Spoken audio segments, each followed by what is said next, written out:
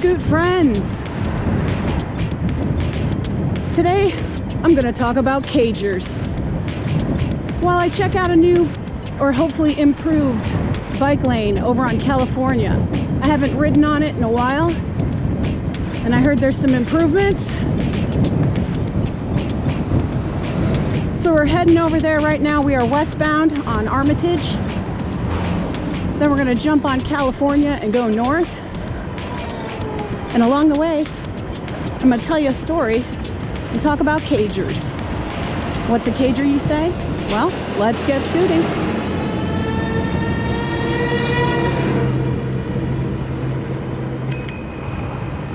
On your left.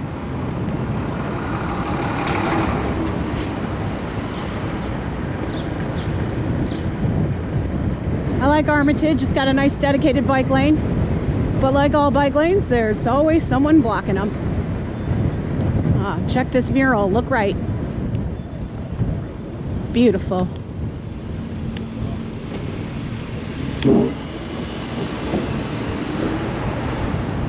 All right, here's California. Let's check it out. Looking pretty good so far. All right, let's talk about stories. Can't tell you stories about cagers though until I tell you what a cager is. I'm sure many riders have definitions of cagers, but here's my definition of cagers. This isn't just people who like to drive cars. I drive a car too. Cagers are the people who think cars are the only way and that roads and streets and everywhere is only for cars. Sidewalks, hate them. Pedestrians, hate them. Bike lanes, hate them the most. Because all of these things take up precious, precious room for their car. This is my definition of cager.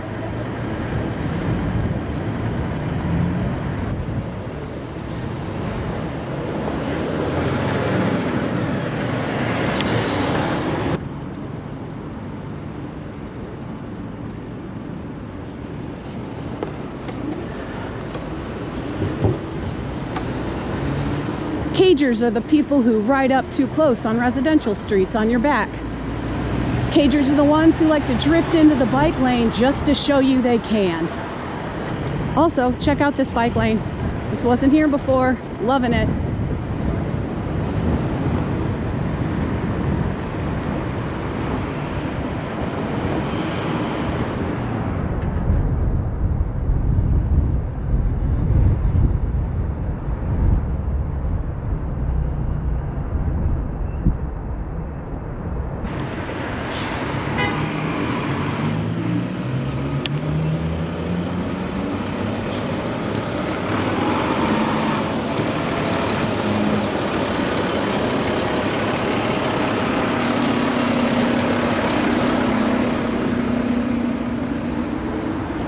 They are also the people who complain about bike lanes because they say that it takes up room for emergency vehicles, despite evidence that says the contrary.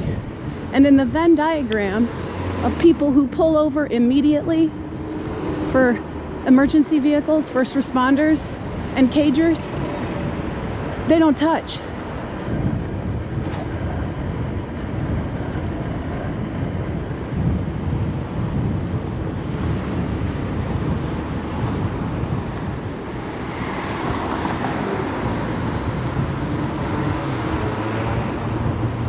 So once again, my definition of cagers are the people who believe cars are the only way and should be the only way.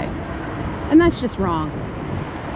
There's nothing wrong with driving. There's nothing wrong with being in a car, but it's not the only way. And stop blocking safety for other people for your car, for parking.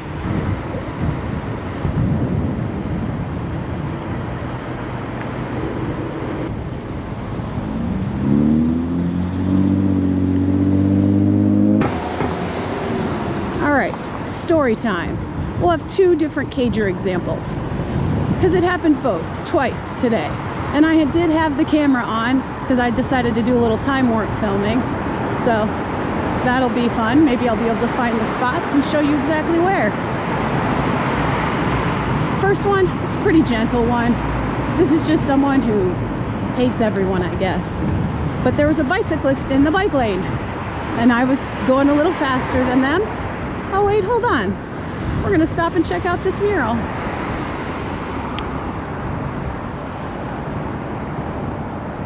Oh, that's beautiful.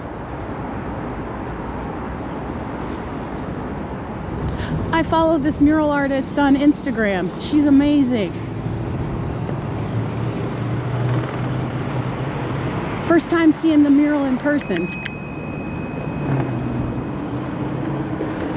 Okay, sorry. So this morning I'm going and I'm passing a bicycle, so I take the middle lane. There was no traffic at the time.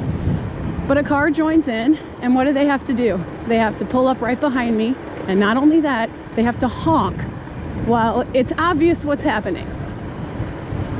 No reason for that. Literally no reason for that. Don't be that person. Second one, much worse.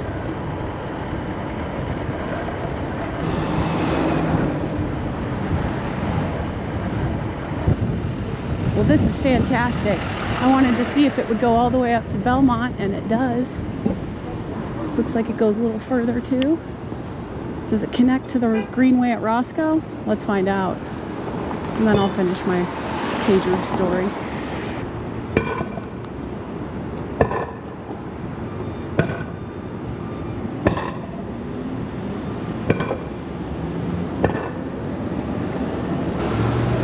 Also, don't be fooled by these blue skies on this March day.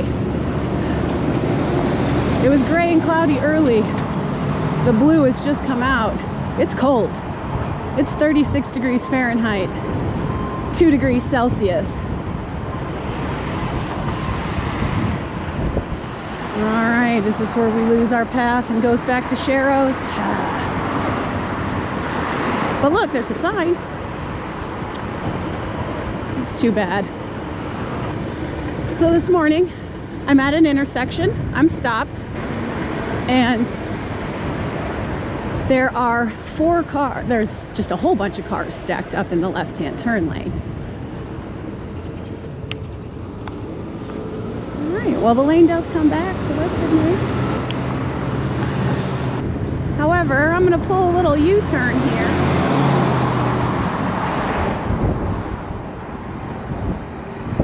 Because I want to ride Belmont, because that's my intended direction. I was hoping Roscoe was Greenwayed out this far east, but it's not.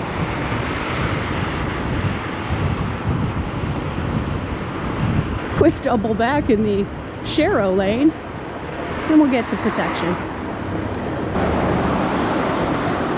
So we're at this intersection, and I'm waiting, and there's people in a left turn lane. They're stacked very deep.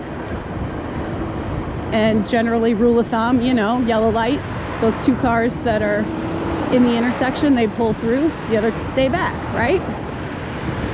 Wait for the next green.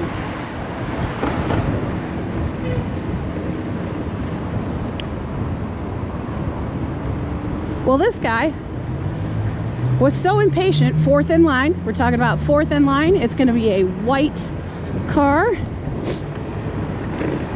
Was so impatient, they started honking at the 3rd person in line to make sure to tell them, you better go through the intersection illegally through the red. Well, there's no way of knowing if that person's actually going to listen to them. Here's the hope that they're actually going to stop like they're supposed to at the red light. So light turns green in my direction. I start on out, and both of those cars come swinging in. And yeah, you know they see me.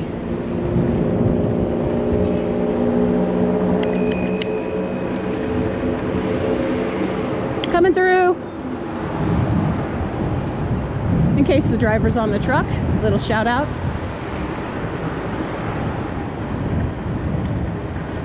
But sure enough, 3rd car comes through, 4th car comes barreling through in the intersection. And there's construction here, so I'm technically needing to take the lane and they are cutting me off. No, I did not feel that unsafe, so please don't be too worried about me. I know some of you get worried while I'm on the streets. I was watching out and being careful.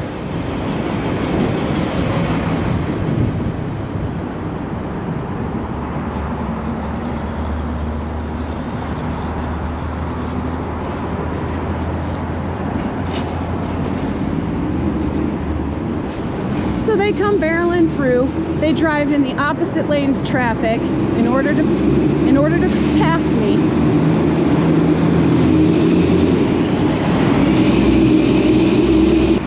And I have a few choice words for these people. I just need you to know.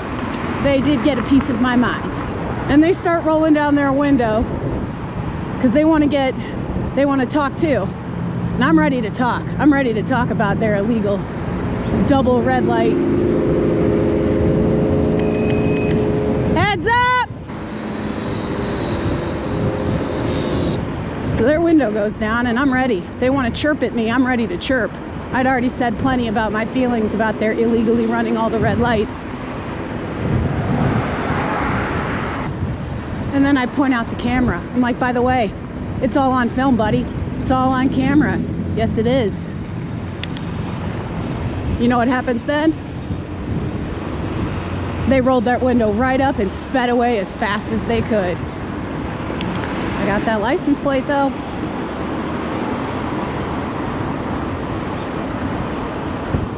So don't be that person. Don't be that person. I'm having such a soapbox day. All right, kids. Perhaps that's enough of my rant about cagers. Mr. Scootlady and I were having a discussion about them last night while we were out on an evening walk. He made a great reference and said, let's think about the Matrix. It's like, yeah, the cagers, they're still plugged in, they're still battery, they're still locked in, thinking there's only one way. There's only one way to do it. But those of us who are willing to walk around, take public transport, ride a bike, ride a scooter, not always take the car, well, we'll be just wearing our homemade knitted sweaters, slurping on our gruel, and uploading kung fu into our minds.